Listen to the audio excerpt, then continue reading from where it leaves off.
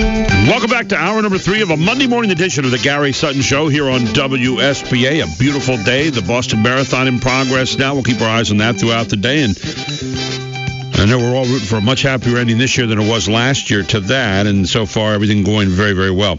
Glad to have you in here on the third hour. And I've been looking forward to this hour all weekend. I talked to a gentleman on Friday whose name is Rich Scheben. And Rich is a guy who spent his first 26 years in New York City, which obviously is any place but off the grid. Okay, New York City is well wired as any place in the country.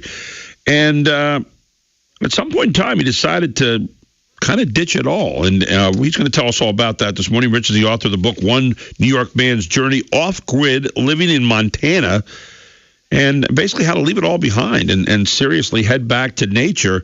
Rich joins us here on the Gary Sutton Show, and he's consented to be with us for the hour. You're going to have some questions for him, I'm going to guarantee you, before this hour is out, and you'll have some thoughts maybe. And so feel free to tune in at 1-800-357-0910. You can email me at gary.sutton@cumulus.com, and you can also go to Gary G Sutton on Twitter. And with that, we welcome Rich to the show. Rich, great to have you on the Gary Sutton Show. Good morning to you. Good morning, Gary. How are you doing today? Doing very well. Obviously, the one thing you did not give up was at least the phone there. Otherwise, we wouldn't be talking this morning, so I'm glad you decided to keep that one, right? That's right. I have my phone, I have my PC, and we try to keep everything as simple as possible here, Gary. I want people to know your story a little bit here, because you and I were talking on Friday, and unfortunately we didn't get to go the whole way, but it was fascinating to me. We've all, I think, had moments where we said, I want to get away from it all. I want to get out of the rat race. I want to slow down. I want to get back to just being left alone. I want to get back to all that. And you kind of took care of all those questions and put it into one big move, right? I did. I felt it was absolutely necessary because it's pretty obvious that there's so much corruption and manipulation with the powers to be that the middle class is really losing the ability to control their own destiny, Gary. Talk about where you were. You lived in New York City for a long time. You were doing pretty well, and you were in big pharma. You were a pharmaceutical rep. So tell us, a little bit about your life there, and then where the change came about for you.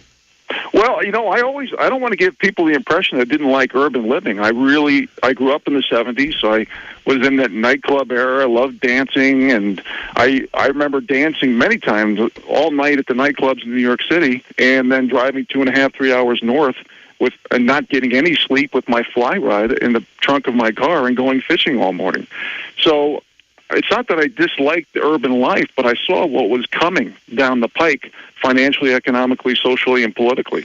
So I knew that things were going to change and not for the better, and that I needed to create a plan B or a different type of plan that would make me sustainable for the rest of my life. And I also love the natural world, Gary. I love everything about nature, right. Hunting and fishing and gardening, and you name it, we do it. And we're pretty self-sufficient all around here. So it really stemmed from a love of nature, being in the Boy Scouts, day camp, overnight camp. I did all that stuff. A lot of us, we talk about the breaking free kind of thought that we get.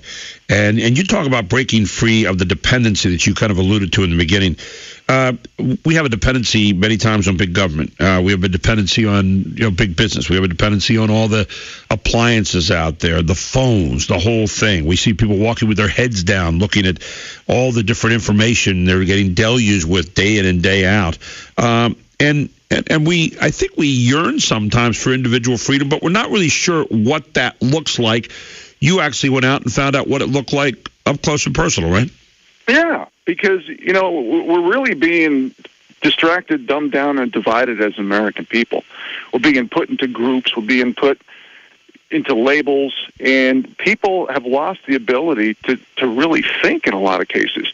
We've turned into a bunch of followers, and that's one of the reasons why I wrote this book, and I'm doing this, and I'm practicing what I preach, Gary, because I'm trying really hard to give ideas and solutions, especially for the middle class, so they can simplify their life and, again, control a little more of their own destiny. We're talking with Rich Scheben, who's written a book called One New York Man's Journey to Off-Grid Living in Montana. Also, if you go to his website, by the way, offgridmontana.com, you can find out a little bit more about this. There have been a lot of people that and I have a good friend, by the way, who moved to Montana, which you found out on Friday, lives about, I guess, 45 minutes from you, who went out there for a different kind of living and has gotten into some entrepreneurial things out there. But it seems to me a little bit, Rich, that when we leave the grid, so to speak, when we leave the rat race, when we leave this is the way everybody's kind of got to live, we're all kind of interconnected and so forth, and we go out there, it would seem to me that we find out an awful lot about ourselves that maybe we've never explored. Is that a fair statement? Well, it's absolutely a fair statement. I mean, we have some animals. So we're educated on some animal husbandry. We grow 90% of our own produce, Gary. Look at GMO foods. Look at hormones, steroids, and antibiotics. GMO foods alone, folks, have been known to produce cancer, change our DNA, and create organ failure. How about the pesticides? When you live a lifestyle like this, you're really educating yourself on lost 19th century skills, but dovetailing those skills with 21st century technology. You're in control of your food, of your exercise, of everything, or a lot more than in urban America regarding your lifestyle. So take us through the move. You were in Big Pharma. Tell us specifically, you came to that moment where you said, okay, what eventually forced you or made you kind of say, okay, that's it. I'm moving. I'm going to pursue this thing I've liked for a long time, and I'm going to live it a different way. Tell us about that moment. Well, I moved from the metropolitan area of New York City at 26 years old to Montana. And my number one motivation, if you will, folks, was my interest in hobbies. Again, I love the outdoors, hunting and fishing, all that stuff. And I wanted to be eventually some type of a sustainable landowner, at least beyond the 100% dependency on supermarkets and malls and other things that most urban and suburban people are addicted to these days. And so it was strictly my motivation, inspiration was goal and dream-oriented, if you will. And as I continued through my career with the pharmaceutical company, and I realized the way things are happening and how America is so, and one of the reasons I wrote this book too, Gary, is to show that it's a sobriety test, if you will, to show how America has become drunk on the Kool-Aid of political correctness. Yeah. And we're losing our ability to make the right decisions for ourselves, our families. It's all about what group you're in. It's not about fighting for truth or standing for principle anymore. So I just felt that living this way has kept things real and kept away from the virtual reality that the powers that be are trying to put most Americans in. Feel free to call Rich at 1-800-357-0910 if you have some questions about it. So tell me about, where you live now and what it's like, because we were talking a little bit on Friday. You said there ain't a whole lot of modern conveniences around this place. So tell us a little bit about it. Well, we keep everything natural. We grow our own heat, which is the firewood from my property. Right. We grow our own produce. And, most Americans, you got to look at how we eat. Most foods are processed, okay? I can't tell you how important it is to have real vitamins and minerals which come from the soil, not soil with heavy metals, not soil with artificial fertilizers, but the soil that you can basically grow and add to through composting and actually live. For example, enzymes, folks. Most of us cook our processed food, whether it be a microwave or something over 130 degrees, which kills most of the enzymes. Okay, enzymes are catalysts for biochemical reactions, and this aids in digestion and nutrient support. So we eat raw foods out of our garden for at least 6 months out of the year. We're almost vegetarians. Now, we're big hunters and fishermen. Right. We do supplement our food source, but we use meat that don't have steroids, hormones, antibiotics, grass-fed pesticides and the like. And you look at how many food-like products are out there. And look at things like MSG and aspartame and other artificial sweeteners, nicotine, high fructose corn syrup. Everything's designed to be addictive. So we concentrate on foods that are immune stimulants and not immune suppressants. Huh. So foods that are healthy and build the immune system, because the immune system is so important. Now, I just read a statistic the other day that shows that Americans, even though we're 5% of the population, we consume 50%, that's 50, of the pharmaceutical prescription drugs out there. Now, part of the story in my book, folks, is I have spinal stenosis and nerve damage. I've lost 90% of the strength in my arms. And this happened because of affirmative action, because I was begging my company to go part-time as a job share, and they told me it was only for women. I had to work an extra 7 years, and I pretty much deteriorated a lot of the strength in my spine. Now, going back to the immune system, for all of you who are taking pharmaceutical drugs, the immune system deals with inflammation, circulation, allergies, infection, detoxification, cancers, and tumors. Can you imagine if we all ate natural foods and just became healthier? Plus our mindset, being outdoors and being a little physical. I only garden 30, 40 minutes a day. That's it. Wow. And we grow all of our own produce. So it's a mindset, it's a lifestyle that goes back to nature. And when you think about it, folks, what are we really teaching our generations behind us? Okay? Are we teaching them how to manage paper, how to press buttons, how to be politically correct all the time? We've really lost our way as a nation. And I feel that with our GDP or GNP, whatever you look at it, decreasing and so many manufacturing plants dying and good jobs leaving the America, I think this is a really good way to get back on track. I'm not saying we all need to move to rural America. Sure. Just a few of us did that and reversed the centralization of America, where 90% live in suburban, urban America and 10% only live rurally. Just think what we could do as a nation and be prepared for a lot of things that might come our way. We're talking with Rich Scheben, author of book One New York Man's Journey Off-Grid Living in Montana. Now, you've been out there for 27 years, but you've been living off-grid for 6 years. And when we say off-grid, your wife Karen is with you now, right? Well, my girlfriend Karen. Your girlfriend Karen, okay. Yeah. But you live without, and this will be interesting to people, without traditional running water, flushing toilets, interior pipes, water heater, no pressure tank, no freezer, no dryer, no dishwasher, no microwave, TV, or most modern conveniences other than obviously the phone. And you heat your cabin, I understand, with Amish wood cook stove, which is your only source of heat, right? Absolutely. And people are sitting there going, how do you do that? And I say that with kind of tongue firmly implanted in cheek here, Rich, because a lot of us are born into a kind of dependency, aren't we? I mean, we learn to be independent to a certain degree, but then there is a dependency on all these different things in society, right? I watch people walk around with their cell phones looking down like they can't stand to be away from information for more than 2 seconds. You don't have that problem. Well, not at all. And everything that you just mentioned is true, Gary, but we choose to do this way. No, we live with a solar array. We have a 24-volt system, but it's a very small system. It's only 675 amp hours. Now, most people who live off-grid, which is basically less than 0.5% of Americans, most of them have a larger system, okay? They have all the appliances, the big screen TVs, the water tank, the pressure tank, the hot water heater, all that stuff. Okay, we choose not to do that because we are living a different method that's simple, that's more frugal. We, with a garden hose, we have a water tank upstairs, a couple hundred gallons. We feed with a garden hose from our well using a generator about every 2 weeks. And the wood cook stove that you mentioned has a 24-gallon hot water reservoir, and that's how we take our baths and showers. Wow.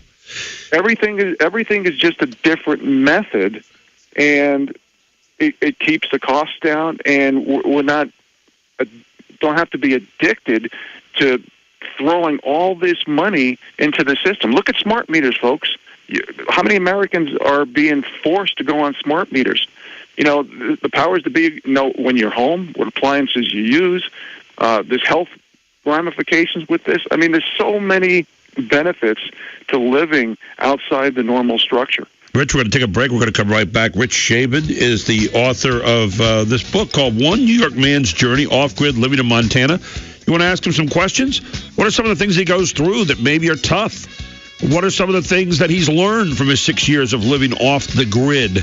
1-800-357-0910. The line's open for you. 3 is never a crowd on our conversations here on the Gary Sutton Show.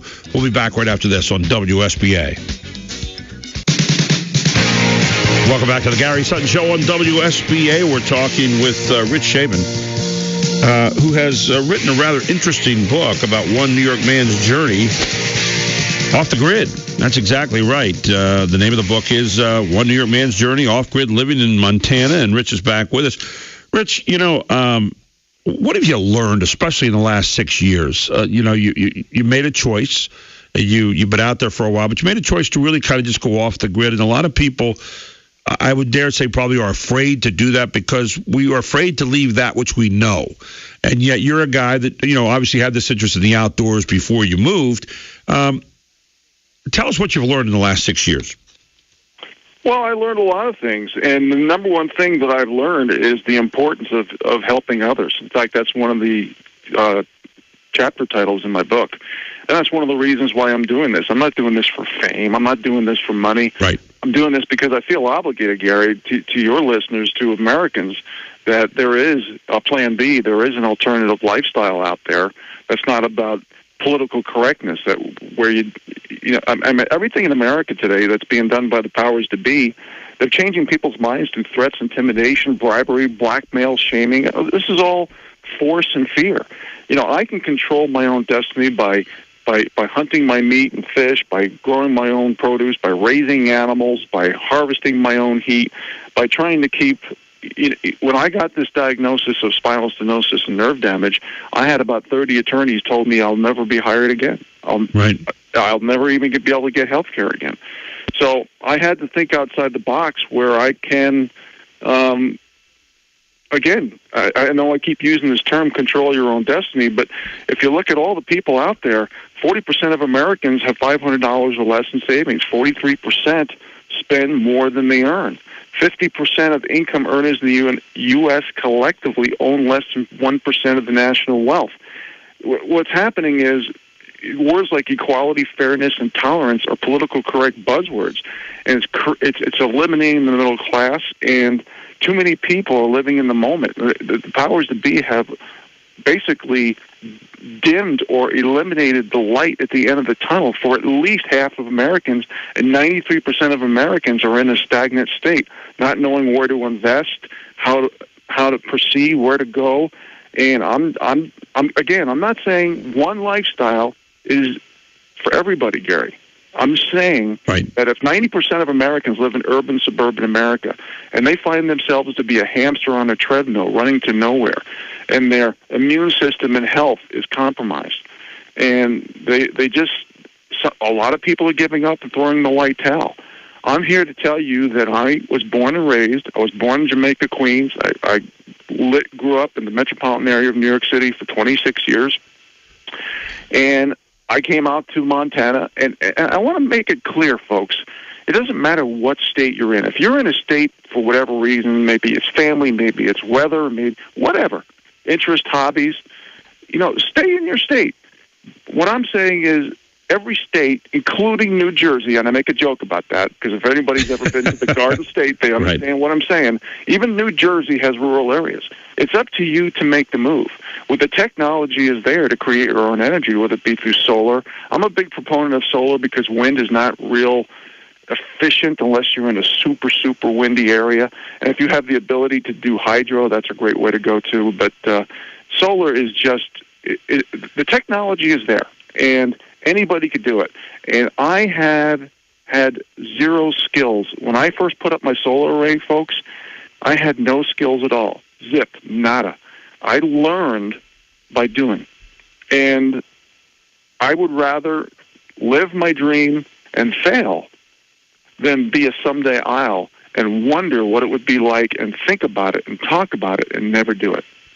1-800-357-0910. We'll take your calls here on the Gary Sutton Show. And again, for a lot of you, it's tough to say you're going to break away. I ask you a quick devil's advocate question here, Rich, because I love what you're saying. But a lot of people are going to say, what if we all did this? What if we all did this and we all kind of went back to, I know you described in your book as kind of a 19th century way of kind of doing things amidst all the 21st century deluge and blizzard of appliances and things out there that make our lives easier. What if we all did that? Would we really be contributing to the culture? Your thoughts on that?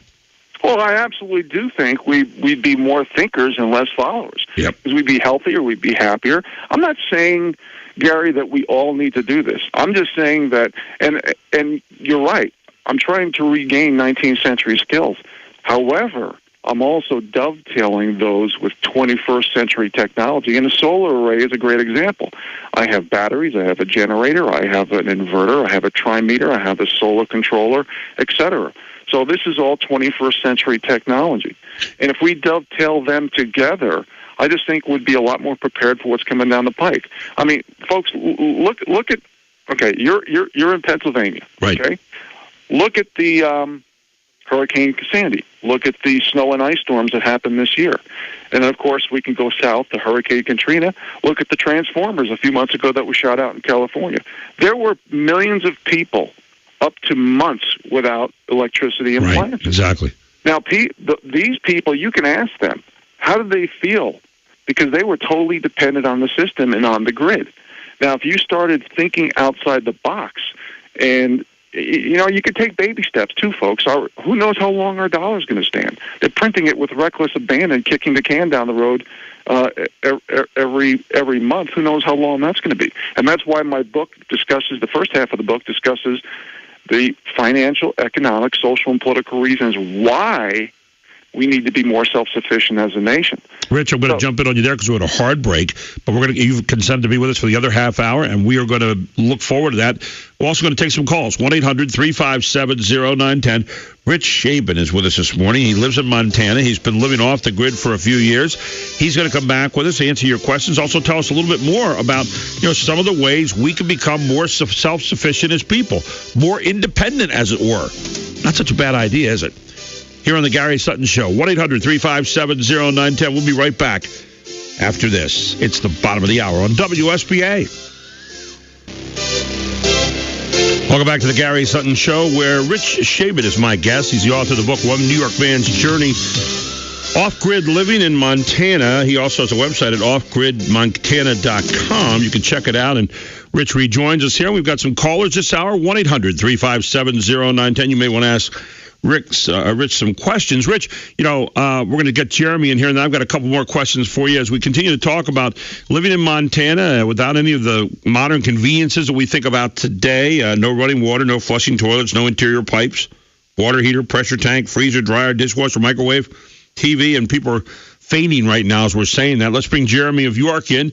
Jeremy, you're with Rich Scheben here on the Gary Sutton Show. Good morning, Jeremy. Your turn to make the call. Go ahead. Good morning. I had a question for Rich about how he basically sustains his financial situation out there. I understand that he has a frugal view on how he spends his money, but I was wondering how he generates what he does out there. So that's my question. All right, Jeremy, good question. That is a good question. Well, Jeremy, thanks for the question, first of all. And I have to say that I've always lived below my means. I always know the fine line between needs and wants. So if I don't have the cash, I don't buy it. I believe the only thing that any American should be in debt for is a house and land. And if you look at how most Americans live, they're going in debt for food, for clothing, for vacations, for toys, on and on and on.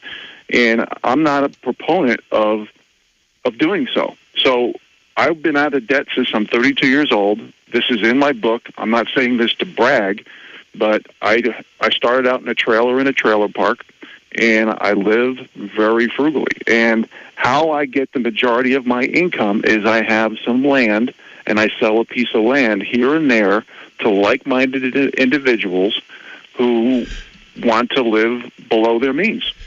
And obviously your initial investment in that came when you were, 26 years old, or as you moved up through there? Well, actually, by the time I was 25 years old, I had sent my parents to Paris, London, the Caribbean, wow, dozens of Broadway plays while living in a roach-infested trailer. I had a bomb once a month. So money was never that important to me. The pharmaceutical, I started back in New York and New Jersey in the pharmaceutical industry, and I took it out here to Montana. So I've always saved every penny. I've just been a saver, and that's one of my messages. The middle class is losing the ability to save. We need to get back to the old-time traits of thinking with foresight, because the powers that be are going to have everybody under their thumb if they're in debt. And that's how they are dividing us in groups and conquering us as a country, especially as a middle-class society. So I'm a huge proponent of, again, knowing the fine line between needs and wants. And some of the ways that I live that you mentioned, Gary, yes. No running water and stuff like that, a lot of people may be embarrassed to say that. But I look at the glass half full, and I say that the wealthiest person is not the person who has the most stuff, but the person who needs the least. The happiest people don't have the best of everything. They just make the best of everything.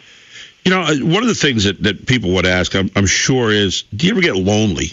I mean, do you ever kind of say, oh, geez, I'd like to get out and see more people? Or do you have people that you get to see, or people that come by and say hello and that kind of thing?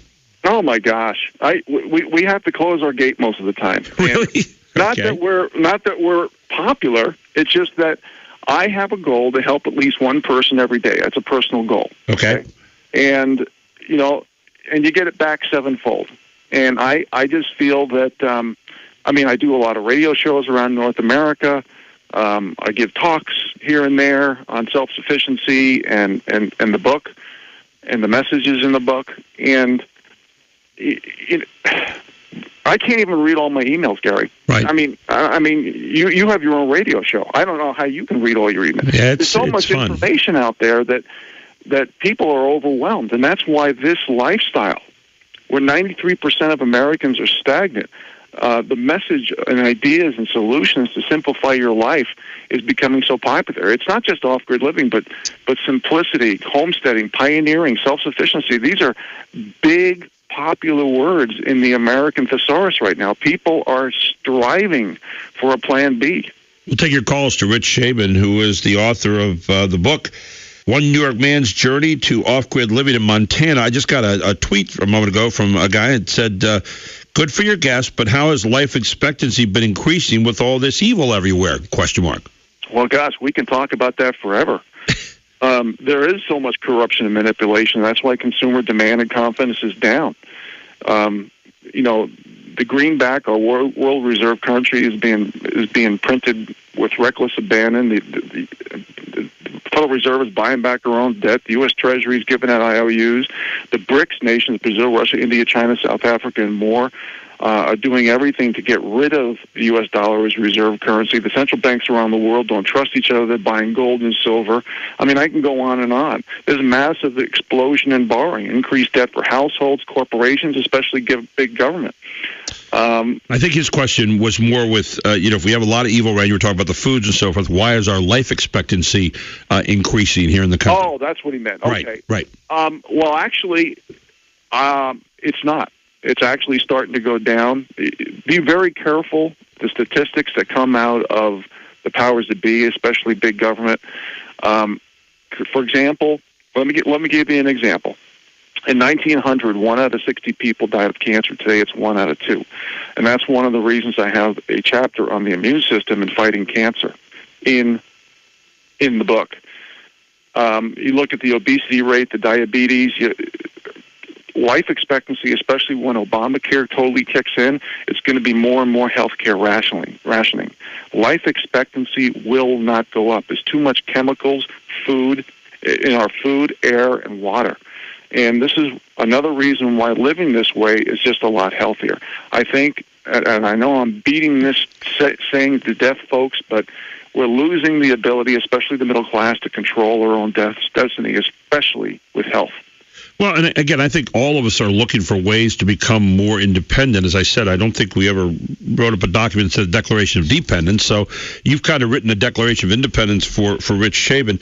But one of the things in your book, you mentioned 3 essentials that you really need to know about living off the grid. And you probably mentioned them in parts here and through, but just kind of gather them back together here for me. What are the 3 essentials that you really have to live off the grid? Well, the first thing is mindset. Gary. Yeah, that was most important. If you're going to defeat yourself in the beginning and say, I can't do this, or it's too hard, or if you want to reap the benefits of living independently and healthier without putting in the work, then it's just not going to happen, And so the second thing is knowledge. Now, I mentioned earlier about taking baby steps. Mm-hmm. you don't have to jump in with both feet like I'm living right now. I planned this for many years. I thought about it. I gave it a lot of research. When I say take baby step, folks, get rid of the microwave.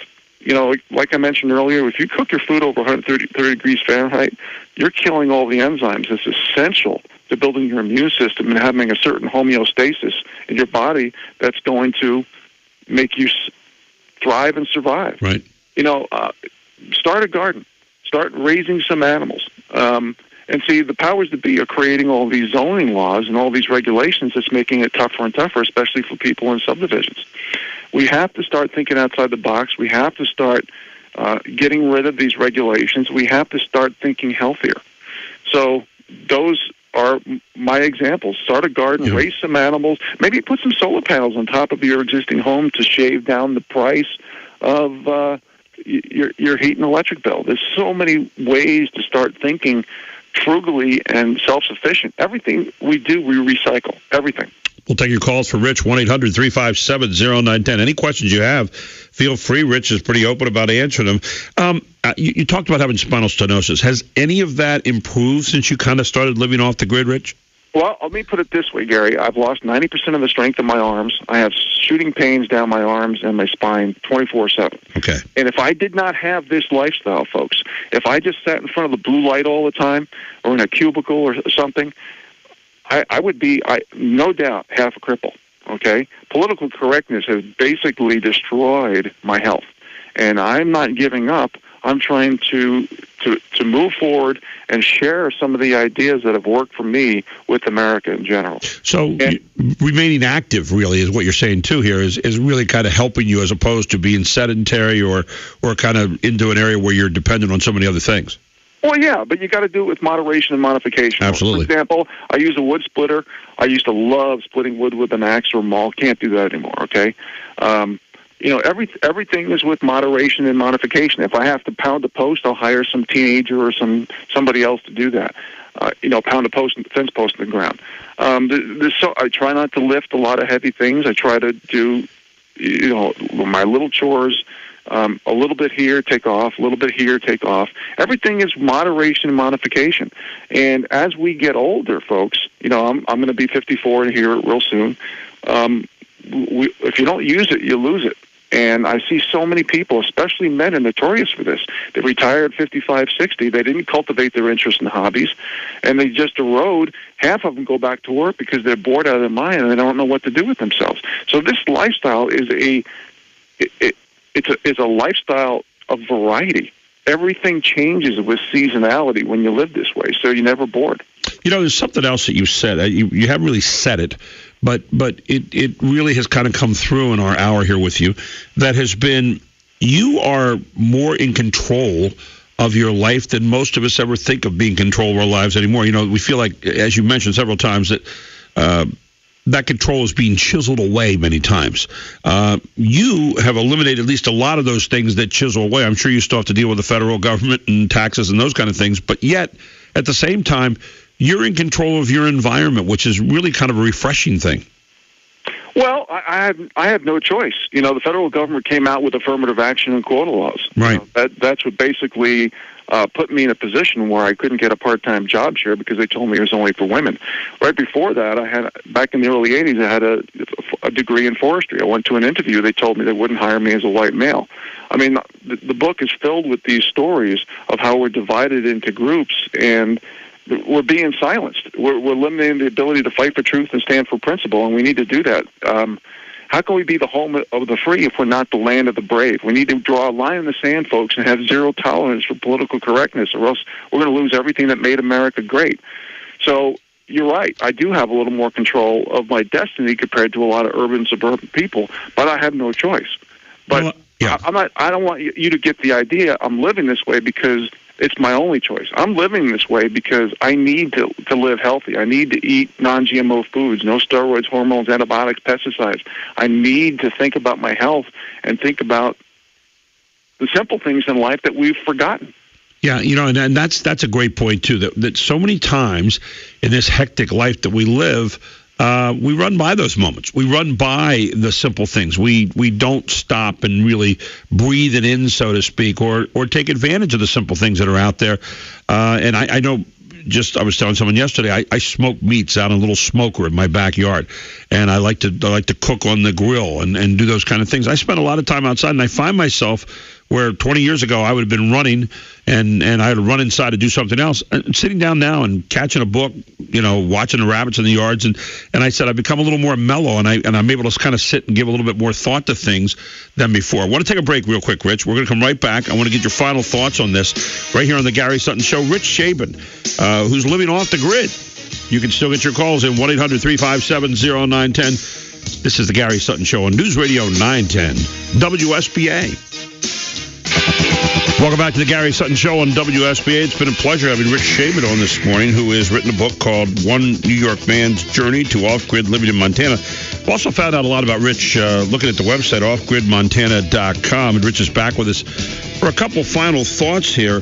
Rich, I think you put a lot of things on the table here today for people to at least think about. And again, even if you don't go totally off-grid, I think the message of can you find more ways to be independent and control your life is a very, very healthy message for all of us to take in. It is. Absolutely.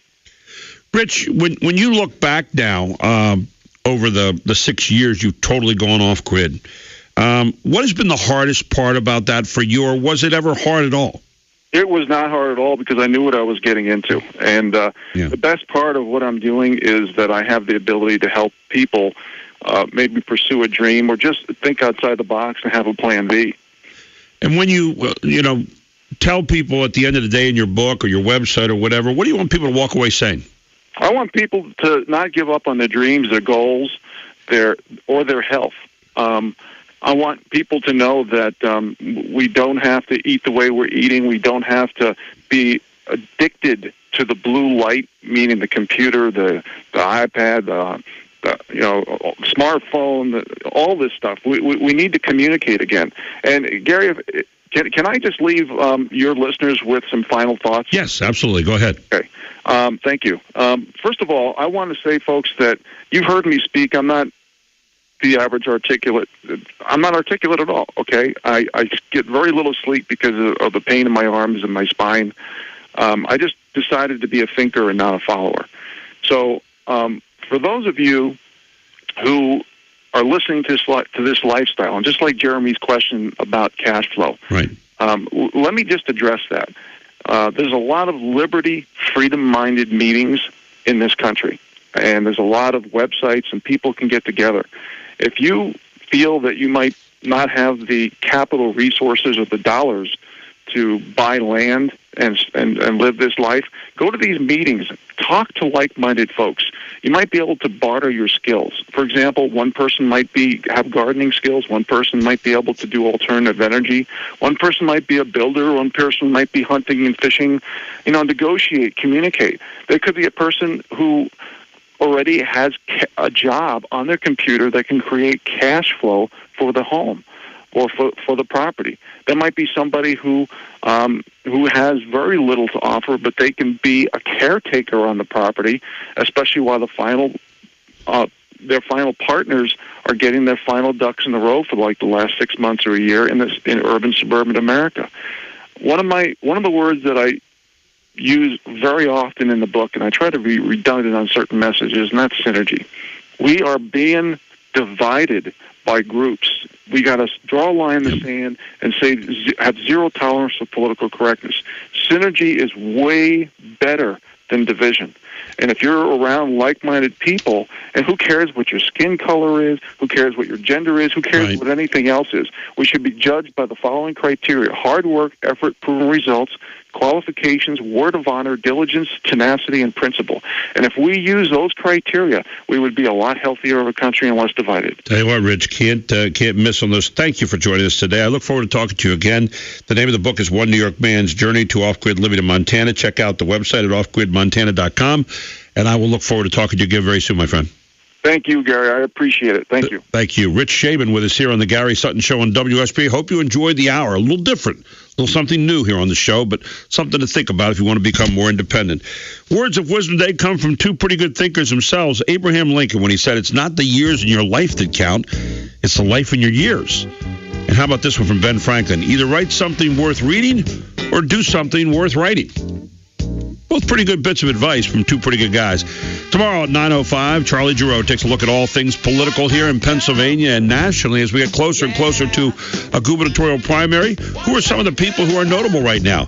And then Ryan Fox, the Gettysburg Director of the Financial Consulate, will take a look at an Earth Day theme as he gives you the financial pulse.